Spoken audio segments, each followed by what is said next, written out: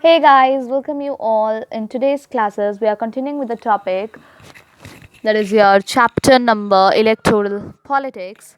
So today's topic is what is our system of elections. So there are two assemblies, Lok Sabha and Vidhan Sabha, and they are held after every 5 years. After 5 years, and we have the general elections and by elections when a member dies or gets resigned to fill that vacancy. We have the by elections. So let us continue the topic. We have many sub headings also, right? फिर एक topic आता है आपका electoral constituencies. सो ये topic है कि हमारी country में हम एरिया जो बेस्ड है सिस्टम ऑफ रिप्रेजेंटेशन फॉलो करते हैं. कंट्री को डिवाइड किया गया है डिफरेंट डिफरेंट एरियाज़ के अंदर for the purpose of election and these areas are called the electoral constituencies. मतलब एक फेयर जोग्राफिकल एरिया जो इलेक्ट्रल पर्पस के लिए जो डिवाइड किया जाता है उसे हम बोलते हैं electoral constituencies. The voters will live in the area, elect one representative each. मतलब कि अपने अपने में इलेक्ट करते हैं कॉन्स्टिट्यूएंसीज ऑफ वार्ड्स.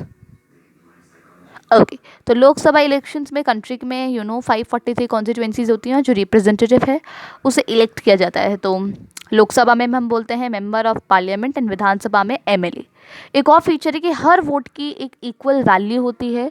तो इसलिए इलेक्शन को जो है हमारा कॉन्स्टिट्यूशन जो है वो रिक्वायर करता है हर कॉन्स्टिट्यूएंसीज में फेयरली एकोमोडेट हो आपकी क्या पॉपुलेशन.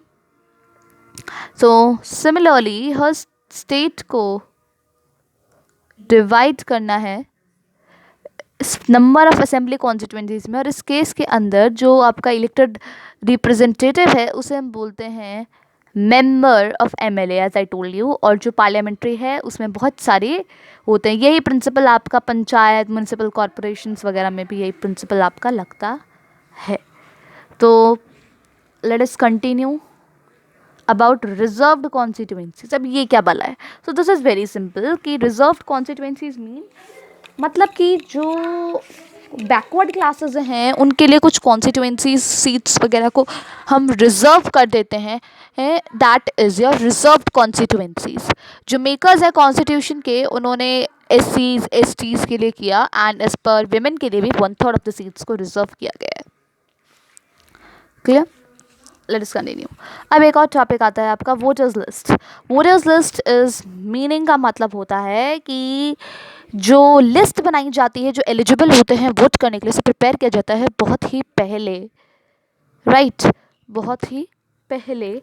और उसे इलेक्टोरल रोल भी बोला जाता है और सबको दिया जाता है. इसे हम बोलते हैं इलेक्टोरल रोल जिसे कॉमनली हम वोटर्स लिस्ट बोलते हैं. एक और इम्पॉर्टेंट स्टेप है जो कि लिंक है कि हर बंदे को इक्वल अपॉर्चुनिटी मिलनी चाहिए अपने अपने रिप्रेजेंटेटिव्स चुनने के लिए. We have the universal adult franchise की 18+ लोग वोट करते हैं as you know, right? So that's the thing which you need to understand. Also आजकल हमारा EPIC मतलब कि इलेक्शन फोटो आइडेंटिटी कार्ड भी चल गया है. But still it doesn't means that you have to carry this for voting. You can also carry your driving license or ration cards etc, right?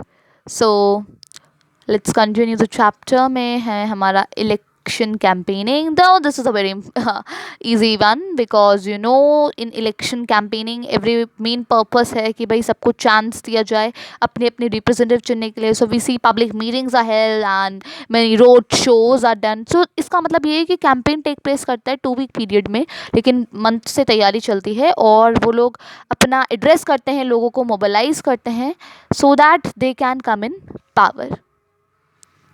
Right? So before this, one more thing which we need to understand is the nomination of the candidates. ये nomination में basically क्या होता है आपका nomination के अंदर कि here what you study is कि आपके जो 25 ईयर अबव होते हैं वो नॉमिनेट हो सकते हैं टू द कैंडिडेट्स. और हर पर्सन जो कंटेस्ट करना चाहता है इलेक्शन को उसे एक नॉमिनेशन फॉर्म भरना पड़ता है और एक कुछ मनी देना पड़ता है. पर और प्लस उसे अपना सारी डिटेल्स को पब्लिक करना पड़ता है. जैसे कि अगर उसके खिलाफ कोई क्रिमिनल केसेस हैं कि नहीं, या फिर उसके एसेट्स क्या हैं, लाइबिलिटीज़ क्या हैं, या फिर उसके एजुकेशन क्वालिफिकेशन, ये सब पब्लिक करना पड़ता है. अंडरस्टैंडिंग? सो अब हम इलेक्शन कैंपेनिंग कर रहे थे तो उसमें भी कुछ रूल और कंडक्ट फॉलो करना पड़ता है. क्या होता है जानते हैं।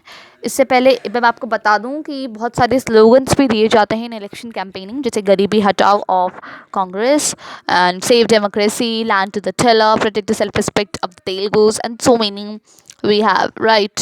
सो कोड ऑफ कंडक्ट के अंदर चलें तो भाई कोई भी ब्राइब नहीं कर सकता, थ्रीटन नहीं कर सकता वोटर्स को, अपील नहीं कर सकता रिलीजन के नाम पे, गवर्नमेंट रिसोर्सेज नहीं ले सकता, और किसी प्लेस ऑफ वर्शिप को यूज़ नहीं कर सकता, गवर्नमेंट व्हीकल्स को यूज़ नहीं कर सकता, और जैसे इलेक्शन अनाउंस हो गया ये नहीं कोई बड़ा बड़ा काम करने लगे, no that's wrong. Okay, so now we have the polling and the counting of votes. So this will continue in the next class. So for today, this much only. Thank you and have a nice day.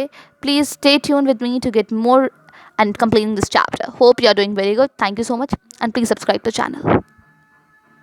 Okay.